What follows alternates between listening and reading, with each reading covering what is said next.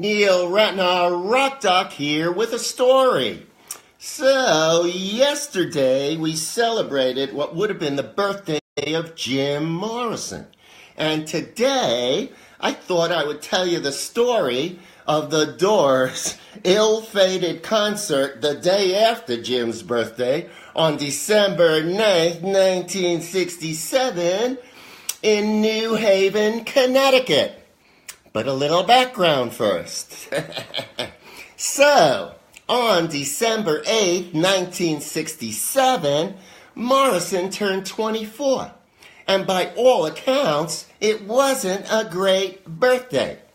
The Doors were booked to do a show that night in a small city in upstate New York called Troy.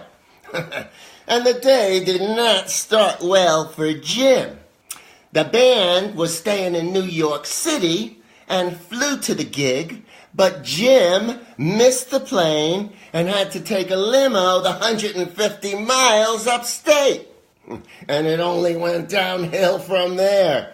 The crowd was totally unresponsive to Morrison and the band and didn't even want an encore. Jim was so depressed that he wouldn't fly back to the city with the band, and he took the limo back by himself. All right. Now, the next day, December 9th, the band is booked to play the New Haven Arena in New Haven, Connecticut, which is not that far from New York City. Again, they're staying in New York.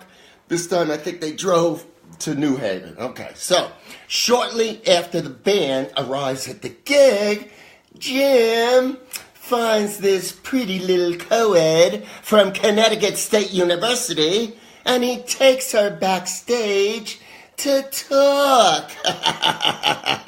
But you know how rock and roll was in those days, and one thing led to another, and Jim and the co-ed find an empty shower stall in the back of the arena where they begin to make out. Okay, now, as fate would have it, a cop who was hired as part of the concert's security finds the two, doesn't recognize Jim. Now the co-ed's like 18 years old. Cop ain't very happy about what he's seeing, and he orders them out of the stall immediately.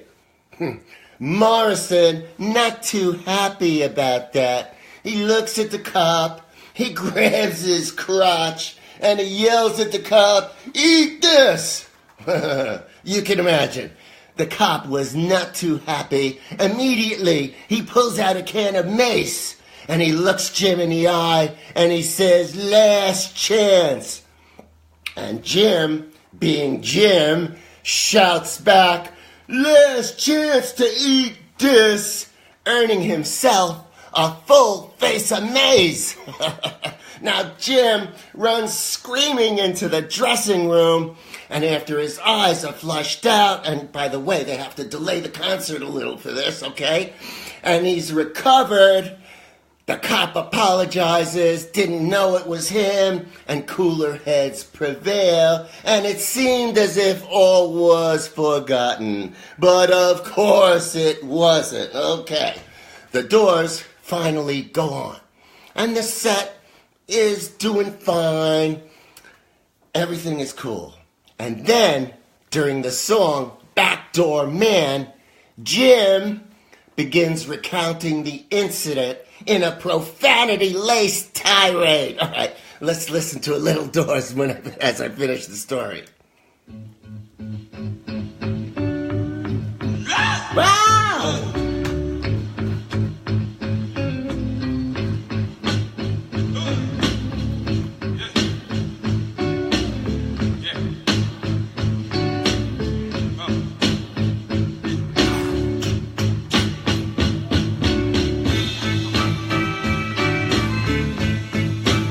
Fender Rhodes, don't you love it?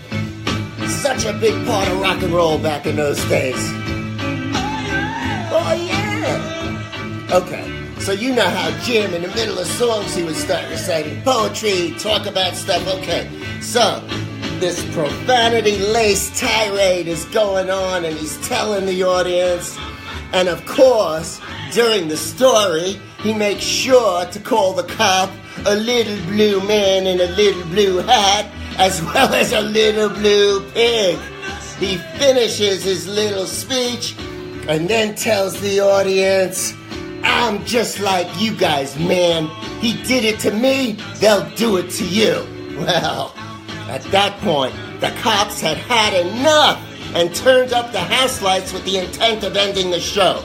But Morrison paid no attention and continued taunting the cops, which led to the police taking the stage and arresting Jim. And I gotta add, this is the first time a rock star was arrested on stage during a performance. Now the fans didn't take kindly to what was happening, and a mini riot developed with 13 additional arrests. And then close to 100 protesters showed up at the police station, where a few more arrests were made. All right, Morrison was charged with inciting a riot, indecency, and public obscenity. He posted a bond, but the charges were later dropped. Unfortunately, it was not the only time something like this happened. It was only the beginning of the troubles for Jim, who was charged with exposing himself at a concert in Miami in March of '69. And the Miami charges caused many cities, promoters, and venues to ban the Doors, effectively bringing an end to the group's touring career. Now, Morrison was subsequently convicted of the Miami charge, but he was free on appeal when he was found dead in his bathtub in Paris on July 3rd, 1971. Rock and roll. What can you say? Yeah, so that's my story. I hope you enjoyed it. Neil Ratner, Rock Doc. Have a great weekend, and I'll see you tomorrow for another one. Back on, man. All right, now. See ya.